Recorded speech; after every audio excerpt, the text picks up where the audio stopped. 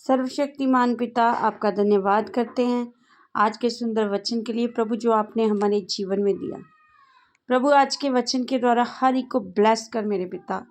आज का वचन हर एक के जीवन में कार्य करे, और अगर कोई बीमार है प्रभु, आज उसे छुए पिता। आज के वचन के द्वारा उसे चंगाई दे पिता।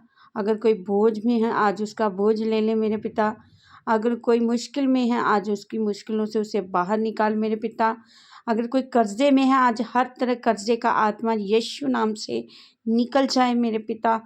आज हर एक को हर परिस्थिति से बाहर निकाले। आज का वचन प्रभु हर एक को शु चंगाई दे मेरे पिता। अपने आप को हर एक इंसान पे प्रकट करे मेरे पिता, ताकि हर कोई बेटा और बेटी आपका बन जाए और उद्धार को पाए, वचन द्वारा ब्लेस हो जाए।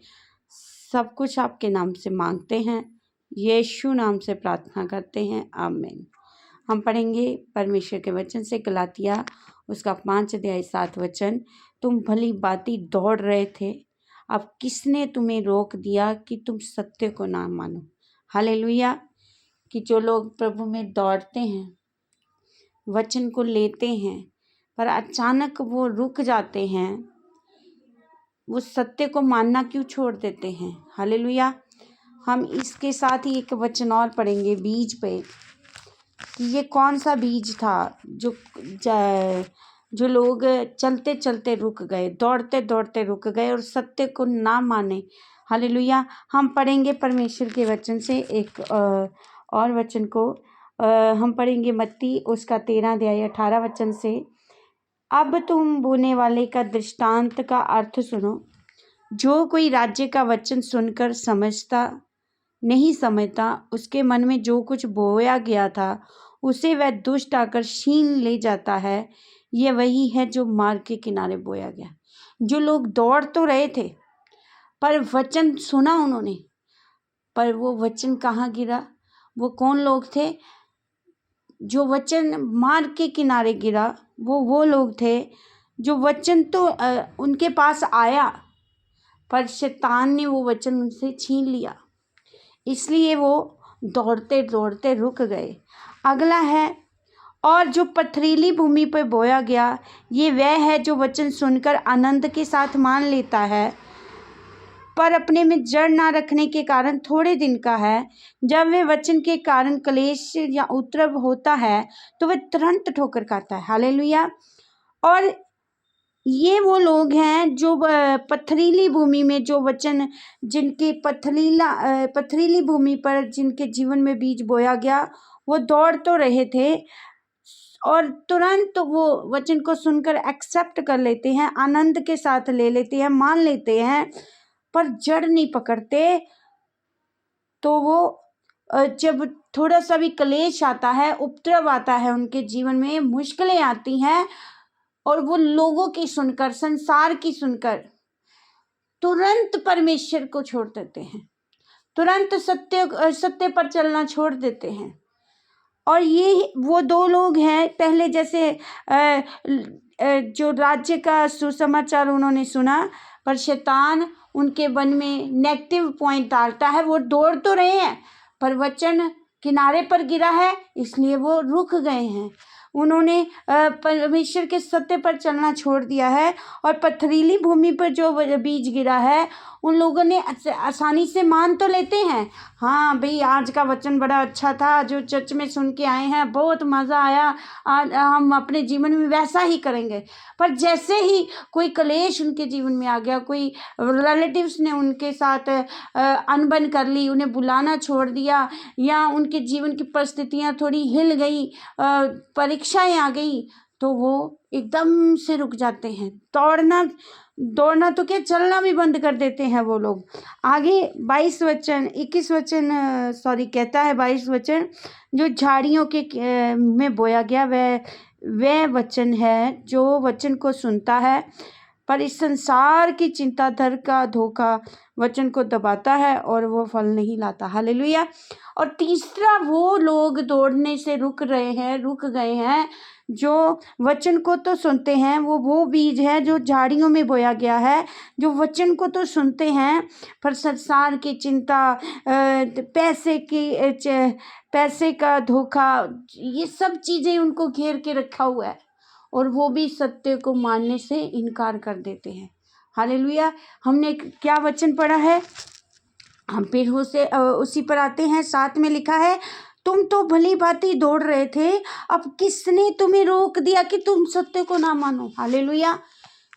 कि कौन लोग हैं जो दौड़ते दौड़ते रुक गए हैं, सत्य से पीछे हट गए हैं? जो वो लोग हैं जिनके जीवन में बीज किनारे पे गिरा, पथरीली भूमि पे गिरा, झाड़ियों में गिरा, और उन लोगों ने वचन को तो लिया पर पहले ने क्या किया? जो किनारे पे गिरा, उन्होंने क्या किया? वचन को सुना, दुष्ट ने उनके अंदर नेगेटिविटी डाली और उन्होंने परमेश्वर में रुक गए, सत्य पर नहीं चले। दूसरा है वो जो पथरीली भूमि पे गिरा, उन्होंने वचन को तो तुरंत आनंद से ले लिया पर जड़ नहीं पकड़ी। जैसे ही वचन सुनने के बाद उनके जीवन में जो क्लेश उपद्रव आए, उनसे वो घबरा गए, तुरंत परमेश्वर में रुक गए, छोड़ दिया परमेश्वर के वचन पर चलना। और तीसरे वो लोग थे जो झाड़ियों के किनारे जो बीज बोया गया और संसार की चिंता, पैसे के धोखे ने और सारी चीज़ों ने उन्हें आके घेर लिया, तभी वो रुक गए हैं। हालेलुया। आगे हम 22 वचन में देखेंगे, जो अच्छी भूमि में बोया गया। कौन सा बीज? जो अच्छी भूमि में बोया गया। जो लोग अपने जीवन में प्रार्थना करेंगे आज, प्रभु मुझे अच्छी भूमि बना, कि जो भी वचन मैं प्रभु के भवन में जाके सुनूं वो मेरी अच्छी भूमि पर गिरे, मैं एक अच्छी भूमि बनूं, वो वचन अच्छी भूमि पर गिरे। ये वह है जो वचन सुनकर समझता है, फल लाता है। हालेलुया। प्रार्थना करें आज। अगर जो लोग इस वचन को सुन रहे हैं, वो दौड़ते दौड़ते भली भांति दौड़ रहे थे, पूरी समझ के साथ दौड़ रहे थे, अचानक वो रुक गए और उन्होंने सत्य पर चलना छोड़ दिया, आज ये वचन भाई और बहनों आपके लिए है। अगर ये परिस्थिति आपके जीवन में है तो आज प्रभु से प्रार्थना करें कि प्रभु मुझे उपजाऊ भूमि बना, कि जो वचन मैं सुनूं उसे समझूं और फल लाऊं। और यहाँ पर लिखा है, जो वचन को सुनकर समझता है वह फल लाता है, कोई 100 गुना, कोई 60 गुना, कोई 30 गुना। हालेलुया। सचमुच भाई और बहनों, आज का ये वचन उन लोगों के लिए है जो परमेश्वर में दौड़ तो रहे थे, कई दौड़ रहे हैं, वो रुकने की कोशिश में लगे हैं, शैतान रोकना चाहता है और हमने रुकना नहीं है। शैतान नहीं चाहता कि हम प्रभु के कामों में बढ़ें।